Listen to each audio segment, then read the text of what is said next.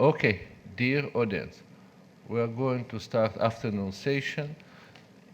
I'm really, get your seats please. The next presentation, I'm going to introduce our Finnish colleague, Arje Laipanaeme. Arje, hey, how are you? One of the prominent best surgeons, trauma surgeons in Finland. And Arje is going to share with us his experience with the Norway bombing shooting accident. Please, Arje. Thank you. Thank you very much, and good morning, or good afternoon, actually. First of all, it seems like Alitalia is better than Finnair, because I saw these Italian guys yesterday in Naples, and somehow they managed to get here much before me, but I'm here, so I'm really happy. I'm sorry I'm a little late. This was the first flight I could take in the morning from Helsinki. Secondly, the facilities are wonderful, so I'm really impressed by the way this fairly new institute looks. So I think it's a very wonderful place. I'm really honored and pleased to be here. Why am I talking about Norway? Is we love the Norwegians except the skiing team, which we really don't like so much because they always win. But Norway, as you know, had a mass casualty incident a few years ago.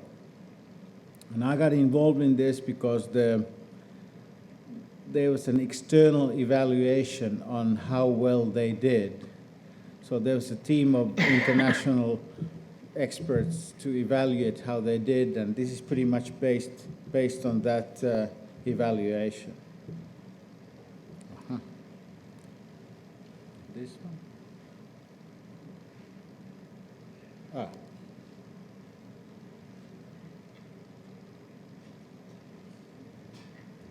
Ah. Is it? Okay. Now it works. Okay. So what happened on July 26, 2011? As you know, this guy, Breivik, who's now in jail, is a quite interesting character, if you like to use that word. Anyway, decided to make a statement to a terrorist act, and he prepared that very well. He was dressed up as a policeman, and he drove a car with explosive to the government building. Originally, he was planning to put it near one of the pillars, which would have caused probably collapse of the whole building. But fortunately, there was some car who was wrongly parked, so he couldn't put it there, and he put it a little bit in the other place, and in the other place there was an underground garage. So a lot of the force that the explosive took went downwards instead of upwards, and that's why the building wasn't completely collapsed. The other thing which was fortunate, that he was planning to do this during the working hours, but because of the traffic, he was a little late. So most of the people already have left the building, and that's one of the reasons also why there wasn't much casualties. Nevertheless, this is just a list of the government building offices that were destroyed. And when I went to see the place, it was remarkable that even some of the buildings far away, not far, but near the major bombing site, on several floors there were signs of destruction, and some heavy objects have flown up several floors. So that tells you that the magnitude of explosion was really big. But it's also interesting that among the offices that were destroyed was also the Ministry of Health, which in these kind of incidents should have at least a coordinating role. So also that part was dysfunctional, at least for a while. Then, as you know, excuse me, he went to this island. He drove to the island called Utøya, which is This is the Oslo where it happened. Then he drove here, and there was a summer camp of young people in the island. He again was dressed as a policeman, went there and started shooting people. And these people couldn't, the young people couldn't escape, and there was a lot of people killed there. And then, of course, by that time, the police already know what happened, and they try to make a response, but there were some problems they had to get there. You also see the main trauma center is the Ullevål Hospital, the Oslo University Hospital, and then there's a hotel and a small hospital, local hospital, Ringerike, near the Utøya Island, and then the regional hospitals here, Rammen and Åkershus, and the local hospital here. So there's a hierarchy. There's a university hospital, there's a few regional hospitals, and then there's the couple of local hospitals as well. Should I point it there?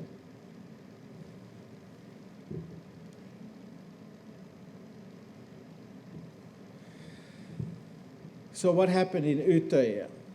3 doctors and 1 nurse from the Ringerike, the small hospital nearby, were quite quickly at the site. And then there was an emergency medicine. The first doctor who came there took the charge, as it should be, until the more organized response comes. Whoever is there first will be the field commander or medical officer or whatever you want to call it. And he could sort of, the way they came, manage shocked, cold, wet, light, moderate, and very damaged young people. Some came with the help of the other civilian boats and so forth. So there was no triage. There was triage without treatment, I guess.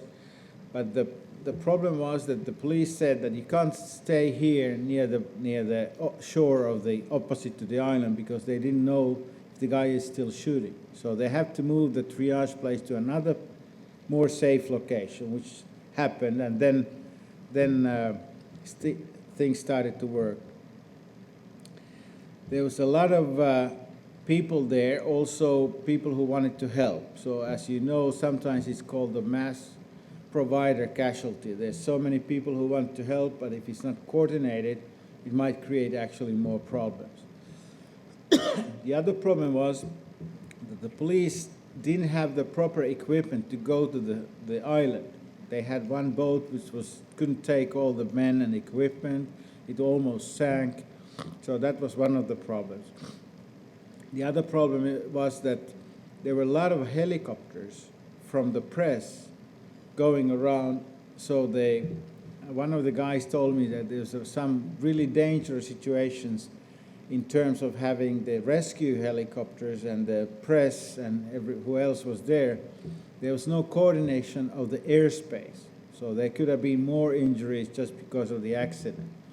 Again, this tells us that the overall situation has to be managed, directed, coordinated by one unit, so that there's one, whatever it's a fire department or police or whoever, one instance or one agency or one person is in charge. Otherwise, it's not going to work. These are just some comments from the people who were there. They were not sure how many were killed, how many were injured, how they will get there. It was kind of a chaotic situation. And there was no organized activity at the shore in the beginning. But those people who were there, they tried to, of course, to do their best, and they did.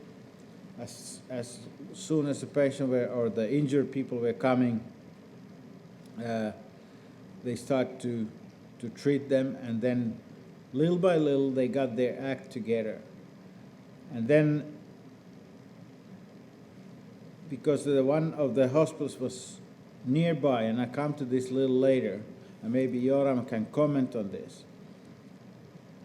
It's natural that when you have a mass casualty, people go to the nearest hospital, and often those who are less injured get there first. And the problem is that you have a lot of over triage. You have people who perhaps shouldn't be there, or at least shouldn't be treated early, come first, and then among those are the more severely injured. And there's actually a nice theory behind that, and I again come to that a little later. So the idea was then at the Ringerike that they hospitalized 35 patients, treated some of them themselves, 16 were discharged in the same evening, minor injury, and 2 were sent to the Oslo University Hospital. So who was in charge? In this case, it was the police, because this was a police operation. So the national police was appointed as the coordinating authority. In Norway, it depends on and I'm sure in many other countries also, the nature of the event dictates a little bit who's in charge, whether it's a fire department, rescue department, police, medical, and so forth. And because this was a police operation or police-led operation, the Ministry of Justice was the leading ministry, not the Ministry of Health. Okay, this is more bureaucracy, but they finally, once they got the government activities together, then they went to the pre-plan on who is doing what and who's coordinating what. And at the health sector, then the Ministry of Health, although the office was damaged, but they finally got the people back and coordinated, decided to transfer the authority to regional. Norway has 4 regional health regions. And then one of the regions then transferred the authority to the Oslo University Hospital. So in the end, it was the university hospital that was in charge of the medical activities coordination. So it was not the ministry, it was not the region, although that's the plan officially, but they decided that it's better that Oslo University coordinates this thing. Again, there's a reason for that, and I'll come to that later. So this is how the patients went. So this is the government building explosion. So you can see 80 patients with minor injuries went to a casualty clinic. The majority, 2 were to the Diakonhemmet, which is also a low-level facility. 10 patients went to Oslo University Hospital. Only 10 out of 92. So there's a clear pattern here. Same thing from the Utøya Island. 5 patients minor injuries, went to the casualty clinic. 12 went direct to the university hospital. And this is interesting. The other local and regional hospitals got 43 patients. And out of those, 9 were then transferred to Oslo University. So there's a clear under-triage in this case. These and the injuries these people had, I went through all the charts, would have been better if they would have been going straight to the Oslo University Hospital. But obviously it's easy to say afterwards. At the field, in a chaotic situation, things like this can happen. So in the end, the Oslo University Hospital got 31 patients to treat. And this is a little bit busy slide, but this is probably the most important one, so I'm going to spend a little time explaining. So this is, this is the government building explosion and Utøya, the island. Now, you have 3 kinds of patients in a mass casualty. Those who die on the scene, immediate deaths. Whatever you do, they are dead. Whatever you do, they are dead. Then you have a lot of people, 60%, something depends, with minor injuries. Whatever you do, they survive. Some might have disabilities later, but they survive. They are not life-threatening injuries.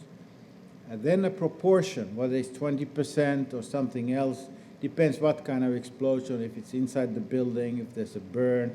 Dr. Kluger has done a lot of research on this, how it affects the injury patterns and proportions. But anyway, the severely injured are those why we have a triage system. That is the main reason, to save as many of those severely injured as possible. So that is the measure of the system efficiency.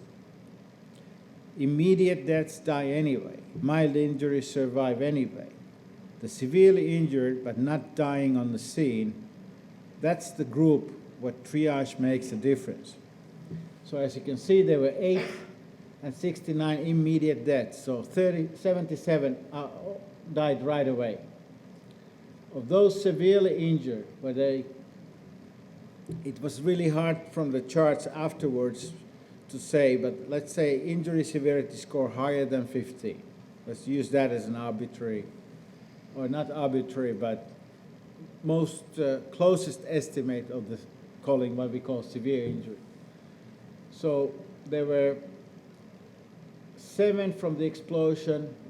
All of them went directly to the trauma center, to Uleval Hospital. Nobody went to somewhere else. 12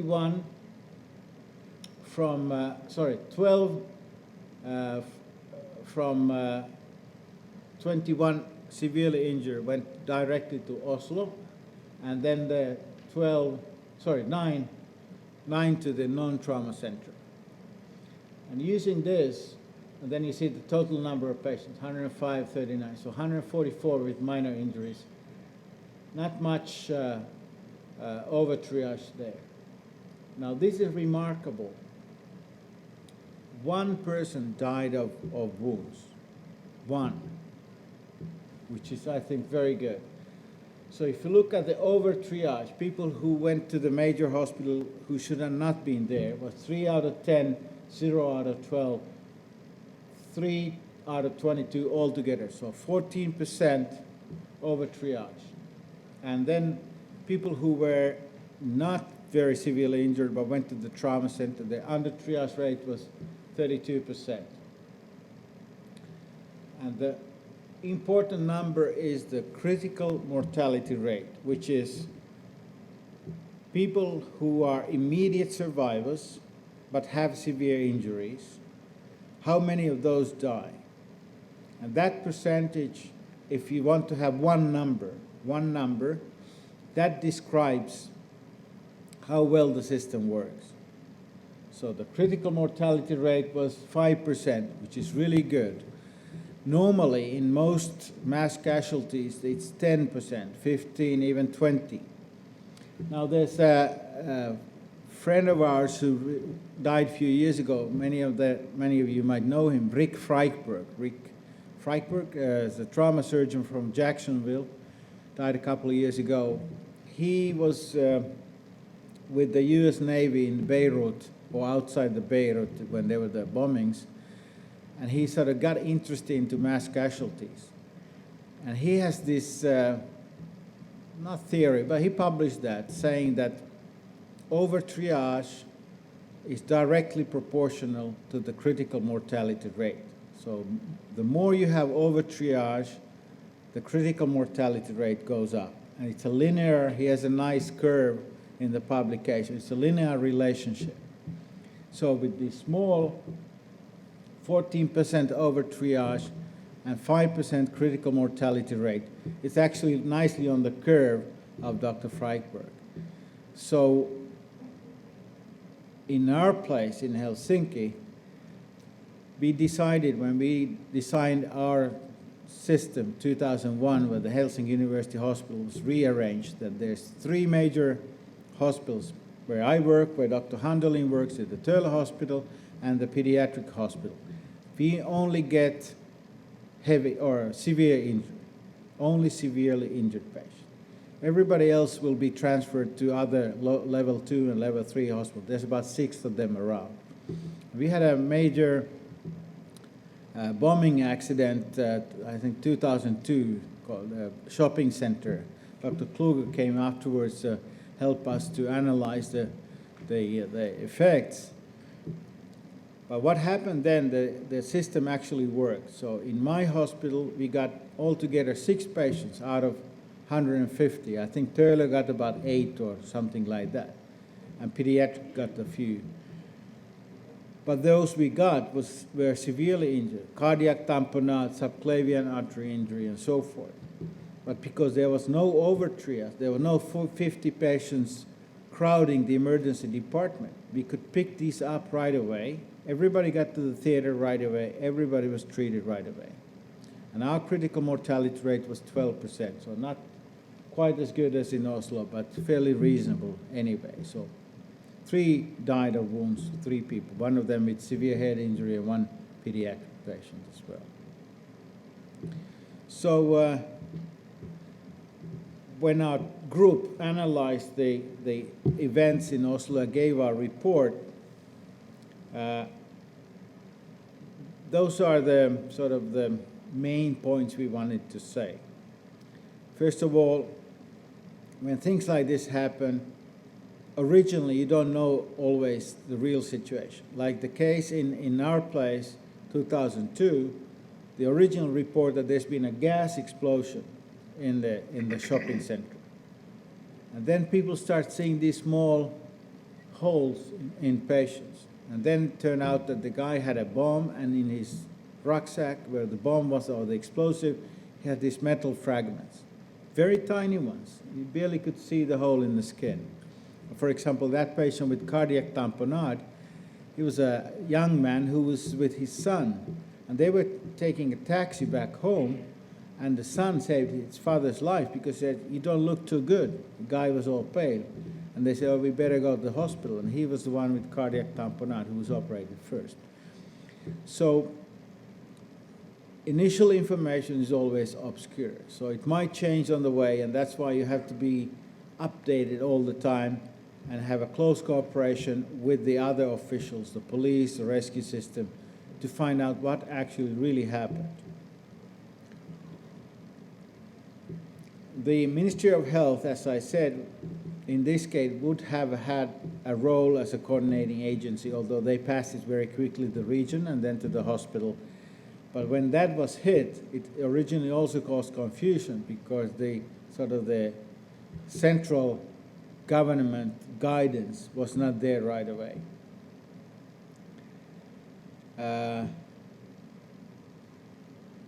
The other thing is that there's the psychological effect. Now, when information started to come to the central government that there's a shooting in the island.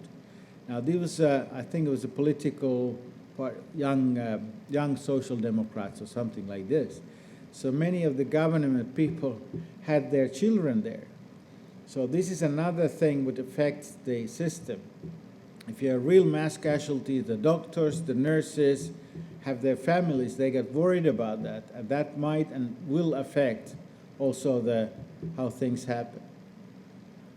The other problem is the need to help, the willing to help. There's a famous picture, I didn't put it here, but from the Oklahoma bombing, you've probably seen 3 nurses or 2 nurses and doctor are leaving the hospital to run to the government building to help. And at least one of them got killed because they, first of all, didn't stay where they should have been, tried to help, which is understandable, but also became casualties themselves. So again, there's a desire to help, but there might be also a mass provider effect. Everybody, excuse me, everybody wants to come to the hospital to help.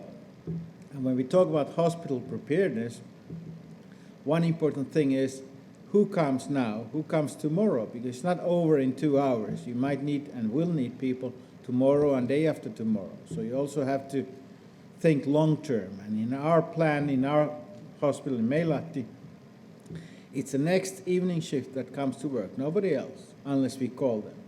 And then, depending on how many patients we get, what the situation is, then we ask for more people. Not so that everybody reports, 100 surgeons come, I want to help. It doesn't work that way. The final thing is that because there was a bomb explosion, and you know how the situation is now in the world, something explodes somewhere, everybody think, okay, it's ISIS or Al-Qaeda or Muslim or whatever. like in Spain, they first done with the train bombing, but it's the Basque National ETA, the Basque National Organization. So people are very rapid to make conclusions on who's the culprit. And this is also then causing problems. Fortunately, not many, but nevertheless, as you can see, there was the initial impression that this is something to do with the Muslim immigrants or whatever the cause was. And finally, the last thing I want to say is that the government response is very important. The Prime Minister came to the scene and talked to actually the guy who was running the Oslo hospital, and the medical part was Paul Axel Ness, who is a trauma surgeon at the hospital, and he was explaining to the Prime Minister what is going on, and so the government response and the media was fairly reasonable. Now, it could have been the other way around too, that the government didn't want to show involvement, if you like. And this has happened in mass casualties. Sometimes something happens and the president or the prime minister is in his holiday house or somewhere and doesn't really see the political implications. So again, this is something we need to teach the politicians, that this is something you need to react quickly and not just wait that the officials take care of that. And also the press, how to handle the press. We have had several mass casualties, some of them in Finland, some of them outside, like the tsunami. There's a huge media pressure to give statements and give this and that and who is injured and how many. So what we have decided in our place in Helsinki, that it's all centralized. So the chief medical officer, chief casualty officer at the Töölö hospital, he's the only one who makes statements.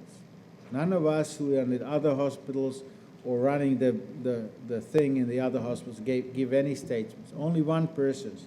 And we concentrate the information in that place. So every hour we send a report to the chief medical officer, how many people we have, what their condition is, severe, critical, stable, not in details, how many have been operated, how many are in the ward, how many in the ICU, and so forth. And the final thing, how to mobilize the critical resources. When I started as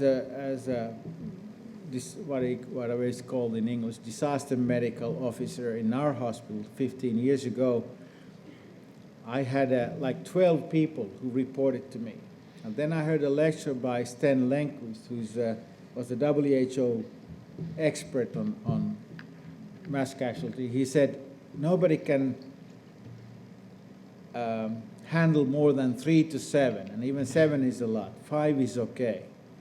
5 things at the same time. So I reduced the number of sub-commanders, if you like, to 5. So we have 1 in charge of the critical parts, emergency department, operation room, intensive care unit.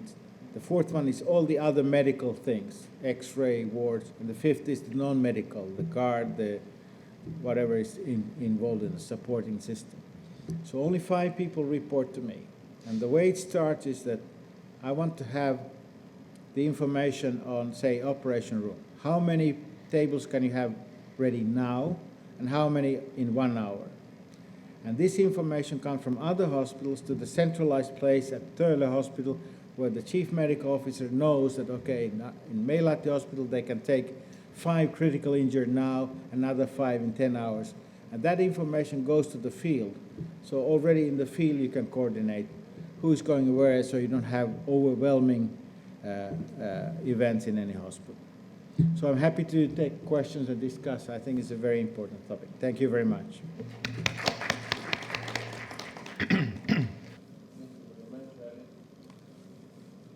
We have time for maybe one question, please. I just to make one comment. You just reinforced what we always say in Israel. If catastrophe happens on the scene, if you have possibility, it's not always possible, but you have possibility don't transfer the catastrophe to the nearest hospital. Yeah, If you have exactly. possibility to know, it doesn't matter how many patients you can get in emergency department during the first hour. It really not a matter. Matter is how many severe injury patients you can operate during the hour or 2 hours. Right. This is the issue. Yeah.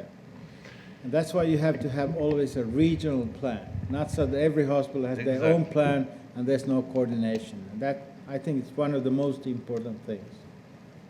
Thank you very much. Thanks. I didn't, sorry, Ari, sorry. I didn't understood. There was a regional plan there, or, I mean, who coordinate You mean the in system? In Norway? Yeah, in Norway. Yeah. There was a regional plan. The problem was that some of the officials who were supposed to sort of do that coordination were were victims, the Ministry of Health. But very quickly they transferred the authority first to the regional authorities, and then the regional authorities saying, okay, the Oslo Ullevål Hospital, you coordinate everything, the medical part. But what, there were medical people They that were they were medical- coordinating, not other kind No, of... medical people. No, medical medical people. people, absolutely. Yeah. Okay. So you have plan, but doctors didn't know. Well, that's partly also true, that you have a plan, but every event is different. So plan is like an idea, and then it's up to the people who are in charge to do whatever is needed. It's not, doesn't always go by plan. I've been in several occasions where we have a plan. It's very nice. It's a very thick thing. I think it's too thick, to be honest. And every time it's a little bit differently than in the plan. But that's why you have people in charge who are responsible. Okay. Just the last thing. So you think that it's better to build the system top down or down top? I mean, Yeah. if you have shown us that, okay, the system seems that it has worked well, but most probably it has worked well because there were some people prepared at the lower level, Yeah. not at the high level. So that plan has to come from the top going down, or it should be in a lower level people Okay. that they... Okay, I know. My personal view is that it has to be from top down.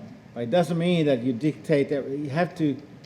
Everybody has to agree what their role is. I know when we started this in 2001 in the region, some hospitals say, like the Vanta House, Pejas Hospital, because they're near the airport, that we have our own plan. We don't care what the others do, and took some effort to make sure that no, we all here in this together, and everybody has a role, and we design the role so that what is beneficial for the whole thing. So I think it's top down, but you have to be smart how to do it. Carl? The last question. Okay. How you put this? Oh, Yeah. I'm from Israel. I have just a little question or comment. Shouldn't the evacuation of the patients, of the wounded people, should be by the EMS? It's something that it's outside of the hospital. They make the decision. They look nationwide what the resources of the hospitals who are available, and they're from their headquarters can make to put the right injured people in the right hospitals according to their distance to the hospital, how many people they evacuated to the right hospital. So what I think is the EMS should control this thing and not the hospitals, because the hospitals are the ones who are receiving the injured people, and they're dealing with what they receive and not the evacuation. I see what you say, but I must disagree. I think, at least in Finland, the EMS, they have a tunnel vision. Sorry. They see, okay, this is a patient, we need to take this to... This works well on a daily basis when you have individual casualties. One patient here, one patient there. When you have a mass casualty, it doesn't work anymore that way, because somebody has to coordinate which people and how many people go there depending on the current resources. And the EMS system doesn't have that information, or at least in our system, does not get that system, the information. That information goes to the chief medical officer at the Töle Hospital, who coordinates the whole regional response, particularly for this reason, so that the EMS doesn't bring all the patients to one place, or doesn't bring a patient with head injury to a place where they don't have neurosurgeons and so forth. So you need coordination, and in our view, the best place is to have somebody who knows the whole situation, does nothing else, sits there and manages the whole regional issue with the hospital, with the pre-hospital, with the press, with everything.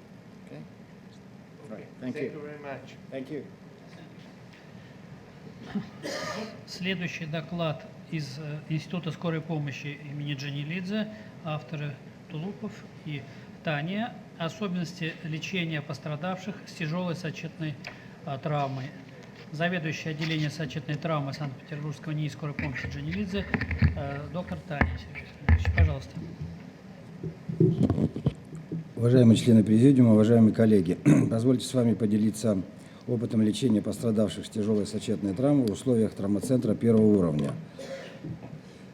Хочу отметить, что травмоцентр Института скорой помощи в год госпитализирует около 500 человек с разными степенями шока. Актуальность очевидна. Дальнейшее изучение тяжелой шагогенной сочетной травмы и улучшение результатов ее лечения остается весьма актуальной задачей. Среди причин смертности в развитых странах